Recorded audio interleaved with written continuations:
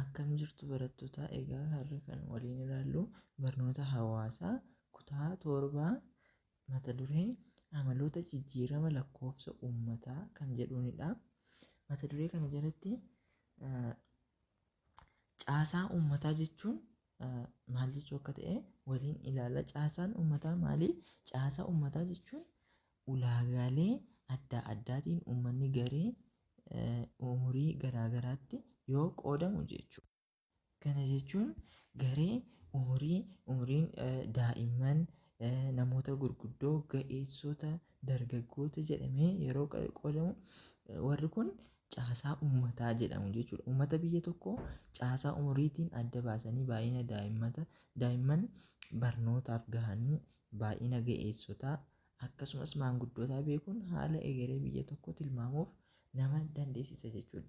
Daa'imman barnootaaf gahanii akkasuma ga'eessota, maanguddoota kun kana beekuun egeree biyya tokkoo tilmaamuuf nu fayyada. Kana jechuun fakkeenyaaf daa'imman barnootaaf gahan barataa jiru moo barataa hin jiranii akkasuma wantoota akka kanaa adda baasuudhaaf kan nu fayyadudha jechuudha. Caasaa biyya tokkoo baruun ragaa umurii fi korniyaa lakkoofsa uummataa yeroo adda addaa lakkaa'amu irraa argama. Ragaan kanaaf fayyadu immoo eessaa argama jechuudha? Lakkoofsa uummataa yeroo adda addaatti lakkaa'amurraa ni argama. Ragaan argamu kun umurii gahumsaan qindaa'e ta'uun gadi fageenyaan waa'ee uummataa akka hubatamuuf nama gargaara jechuudha.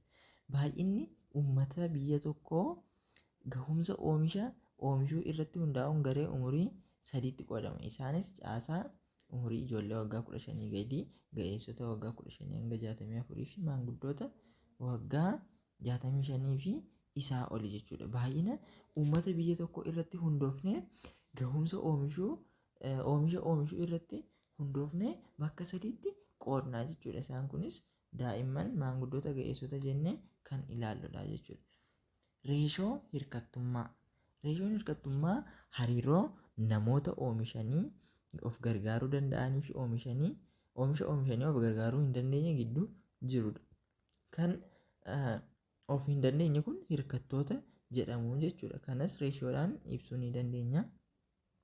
Dandeettii oomishuu irratti hundaa'uun uummata garee umurii lamatti qooduun ni danda'ama.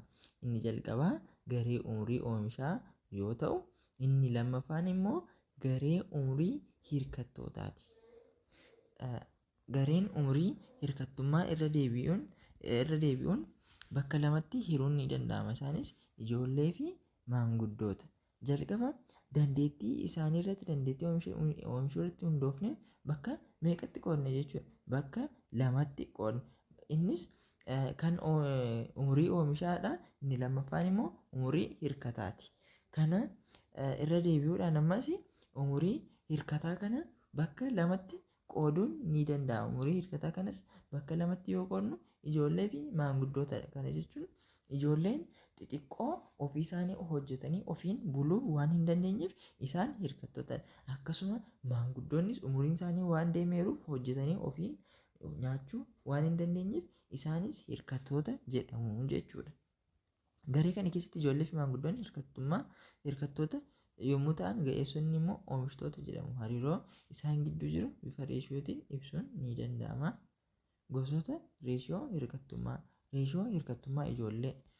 Reeshoon hirkattummaa ijoollee baay'ina daa'imman ga'eessotaan gargaaramanii beekuuf gargaara. Bifa herregaatiin haala armaan gadiitiin ibsama. Reeshoo hirkattummaa ijoolleedha jalqaba. Reeshoon hirkattummaa ijoollee kun akkamittiin barama?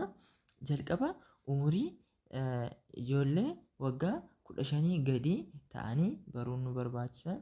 Sana booda ga'eessota waggaa 15 hanga 64 ta'an baruudha jechuudha. Kana erga barreen booda waliif irree 100 yoo baay'isnu reeshoo hirkattummaa ijoollee argachuu dandeenya jechuudha. Kanatti mallattoodhaan kun reeshoo hirkattummaa ijoolleedha. Walqixa ijoollee irra ga'eessota baay'isuu 100 jechuudha. Kanatti argachuu dandeenya. Fakkeenyaan yoo ilaallu bara 2020tti baay'inni uummata biyya keenyaa miiliyoona 80 keessaa miiliyoonni 30 ga'eessa. Miiliyoonni 40 immoo ijoollee yoo ta'an reeshoon hirkattummaa ijoollee barbaadi jedha. Reeshoo hirkattummaa ijoollee barbaaduudhaaf maalidha jenneerra ijoollee waggaa 15 fi ga'eessota waggaa 15 hanga 64 ta'antu nu barbaachisaa jechuudha. Kanas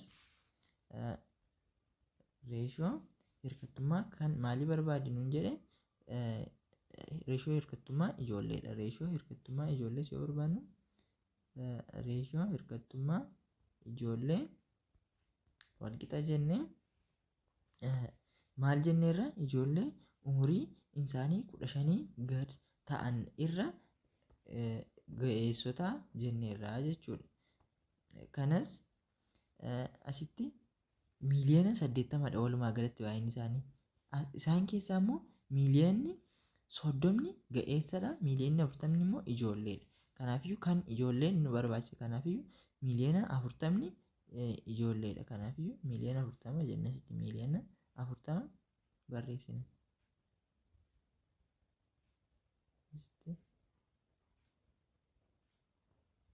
Miiliyoona 40 irra kan ga'eessotaa barbaanna. Kan ga'eessotaa immoo miiliyoona 30dha. Miiliyoona 30 jenna. Kanatti barreessina. Baay'isuu meeqaa jenneerra? Baay'isuu 100dha foormulaa keenyarraa. Kanas miiliyoona 40 kana yoo 100n baay'isnu meeqa arganna? Biiliyoona 4 arganna jechuudha. Biiliyoona 4 arganna. Irra meeqaadha? Irra inni jalaa akkuma jiruttidha. Miiliyoona 3dha. Miiliyoona 30 dhiifama. Amma immoo maal goona? 0 warra ta'an kana waliin balleessuu dandeenya. Akka kanatti waliin balleessinaa. Kun kanaan badaa 400 irra 3 ta'a jechuudha. 400 irra 3. Deebiin keenya 400 irra 3dha jechuudha. Kunooti 400 irra 3dha. 400 irra 3 kana immoo yoo hirtan meeqa argattu jechuudha?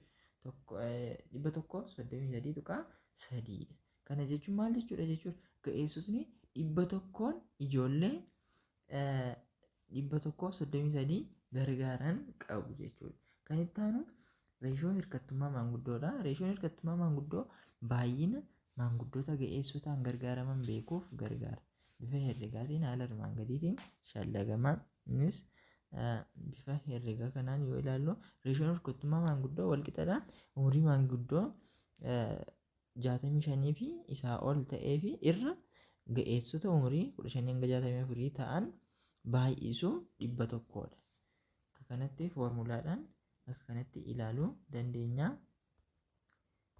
Fakkeenyaan yoo ilaallu bara 2009tti baay'inni uummata biyya gaa miiliyoona 30 keessaa parsantaan 50 yookiin dhibbantaan 50 ga'eessota yoo ta'an dhibbantaan 30 immoo ijoolleedha. Odeeffannoo kanaan reeshoo hirkattummaa maanguddoo shallagise. Reeshoo hirkattummaa maanguddoo baruudhaaf maaltu nu barbaachisa jenneerra? Jalqaba reeshoo hirkattummaa ga'eessotaati jenneerra. Reeshoo yookiin reeshoo maanguddoo umuriin isaanii 65 fi isaa ol ta'an meeqa jenneerra?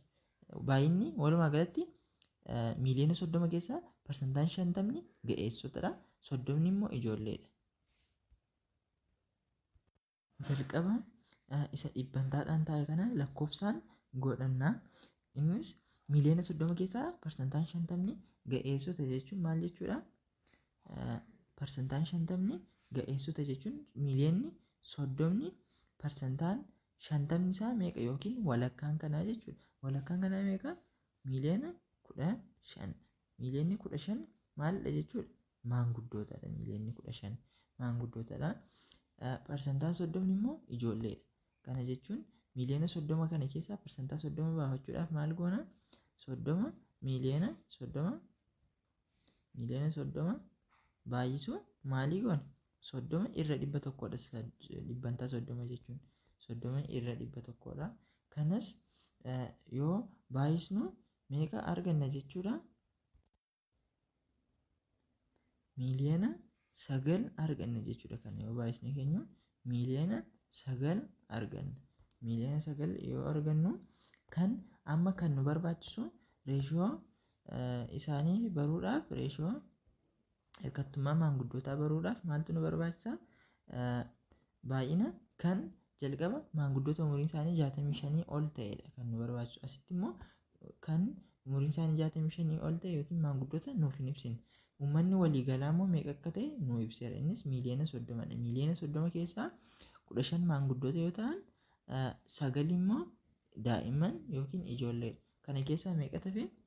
Walumaa gala uummanni kun walumaa galatti meeqadha jenneerra? Uummanni walumaa galatti miiliyoona 30dha. Miiliyoona 30 keessaatii ga'eessonni meeqa jenneerra? Miiliyoona 15dha. Akkasuma daa'imman immoo meeqa jenneerra? Miiliyoona 6 jenneerra. Kana keessa kun yoo irraa hir'atu maaltu nu hafa jechuudha? Baay'ina maanguddootaati jechuudha. 30 irraa 15 yoo hir'isnu 15dha. 15 hir'isuu 6 meeqadha? 15 hir'isuu 6 9. Kanaafiyyuu miiliyoonni asitti ifama asitti miiliyoona baay'inni daa'immanii miiliyoona 6 sun ta'e miiliyoona 9dha. Kanaafiyyuu 15 hir'isuu 9 yoo goone miiliyoona 6 arganna jechuudha. Kanaafiyyuu baay'inni maanguddootaa miiliyoona 6dha jechuudha.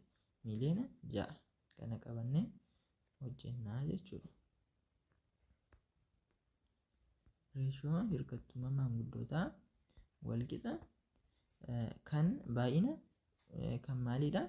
Kan maanguddootaa. Maanguddootni meeqadha jenneerra? Miiliyoona 6dha.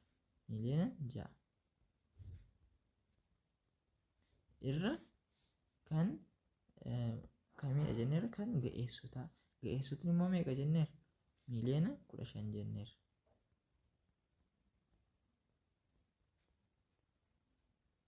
Akka kanatti barreeffannee baay'isuu 100 jennaa jechuudha. Kanas miiliyoona 6 100n yoo baay'isnu meeqa arganna jechuudha? Miiliyoona 600.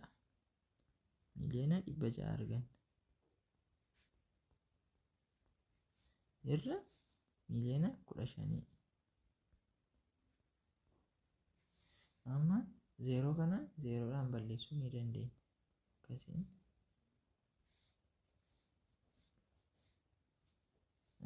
600 irra 15 nuuf ta'a jechuudha. 600 irra 15 nuuf ta'a. 600 irra 15 nuuf ta'a jechuudha. 600 kana immoo 15 niif yoo hirtan meeqa argattu jechuudha? 600 15 yoo hirtan 40 argattu jechuudha. Yookiin bifa salphisuudhaan yoo hojjenne 600 irra 15 kana 3 hirtu. 3 waamsaa isaas 3 hirtu. 600 3 yoo hirtan meeqadha? 200dha. 15 immoo 3 yoo hirtan meeqadha? 5dha. 200 irra 5dha jechuudha. 200 kana immoo 5 yoo hirtan meeqa argattu jechuudha? 40 ta'a jechuudha. Kan itti aanu reeshoo hirkattummaa walii galaadha. Reeshoon hirkattummaa walii galaa hariiroo namoota oomishtoota ta'anii fi hirkattoota ta'an gidduu jiru agarsiisa. Bifa herregaatiinis reeshoon hirkattummaa walii galaa walqixadha. Namoota umuriin isaanii 15 gad ta'an ida'uu namoota umuriin isaanii 65 ol ta'an walitti daanee namoota umuriin isaanii 15 hanga 64 gidduu jiraniif hirraa jechuudha. Kanas baay'isuu 100 jennee argachuu dandeenya. Fakkeenyaan yoo ilaallu bara 2015tti baay'ina uummataa biyya zaa miiliyoona 12 keessaa miiliyoonni 3.5 yookiin miiliyoonni 3,500 maanguddoota, miiliyoonni 4 immoo ga'eessota yoo ta'an reeshoo hirkattummaa meeqa ta'a jedha. Kanaanis reeshoo hirkattummaa waliigalaa baruudhaaf maaltu nu barbaachisa jenneerra? Umurii kan ijoollee fi kan maanguddootaa fi kan ga'eessotaadha jechuudha. Kan maanguddootaaf, kan ga'eessotaa, kan ijoollee. Kanas asitti maanguddootni meeqadha? Maanguddoonni miiliyoona 3,500dha jenneerra. Ga'eessonni immoo miiliyoona 4dha jenneerra. Daa'imman hammam akka ta'an nuuf hin ibsine. Kanaafiyyuu biyya sana keessa kan jiraatu meeqadha? Miiliyoona 12dha. Miiliyoona 12 kana keessaa maanguddoonni meeqadha? Miiliyoona 3.5dha. Kana keessaa immoo ga'eessonni meeqadha? Miliyoona 4. Kana yoo irraa hir'isnu kan daa'immanii argachuu dandeenya jechuudha. Kanas 12 irraa 3.5 hir'isuu miliyoona 4 yoo hir'isnu 3.5 arganna jechuudha. 3.5 baay'ina maalidha jechuudha? Baay'ina kan daa'immaniiti jechuudha. Ifama asitti miliyoona 12 irraa 3.5 hir'isuu 4 yoo jennu miliyoona 4.5 arganna. Miliyoona 4.5 ta'a. Kanaafiyyuu baay'ina ijoollee barreera jechuudha. Baay'inni ijoollee miliyoona 4.5. Foormulaan keenya immoo maalidha? Baay'ina ijoollee ida'uu baay'ina maanguddootaadha.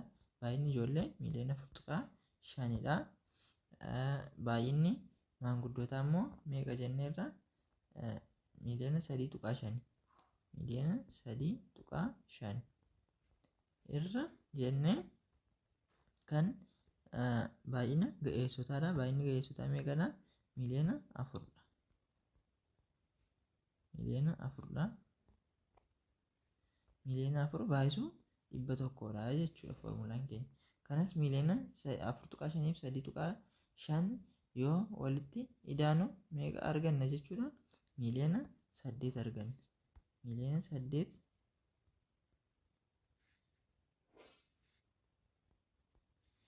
irra meeqadha jechuudha? Miliyoona 4 baay'isuu 100 arganna. Miliyoona 8 baay'isuu 100 yoo goonu immoo miliyoona 800 arganna. Irra meeqa? Miliyoona 4. Amma 0 waliin balleessuu dandeenya. 800 irra 4 ta'a jechuudha. Kanaaf 800 4f hirraa jechuudha. Amma immoo 800 4f yoo hirtan meeqa argattu jechuudha? 200 argattu jechuudha. Akka kanaan hojjechuu dandeenya. 200. Kana jechuun maal jechuudha? Ga'eessonni 100 uummata hirkattoota 200 ta'an gargaaruu yookiin immoo ga'eessi tokko hirkattoota 2 gargaara jechuudha. Kana jechuun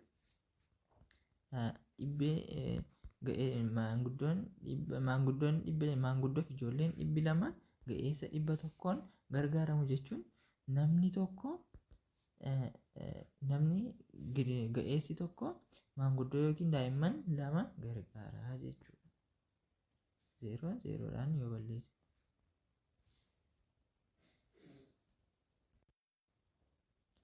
Kan itti aanu piraamidii umuriidha.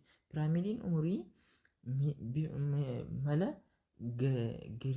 giraafiidhaan jechuudha. Giraafii jedha. Giraafii baay'ina uummataa biyya tokkoo umurii fi koorniyaan agarsiisudha. Piraamidiin umurii biyya tokkoo haala salphaa ta'een akka ijaan ilaaluu qofaan namni gareen umurii kamitti akka baay'atu hubachuun ni danda'ama. Piraamidiin umurii jalqabaa irra bal'atee saffisaan gara oliitti dhiphataa deemu baay'ina uummataa umurii fi koorniyaa biyya tokkoo guddataa jiranii agarsiisa. Piraamidii jechuun isa kanadha. Bifa kanaan haala salphaa ta'een umurii kam keessa akka namni umurii kamtu akka baay'atu baruu dandeenya jechuudha. Kanas yoo asitti fakkeenyaaf asitti bal'ateera ta'e umuriin isaanii 0 hanga 4 kan ta'e ni baay'atu jechuudha.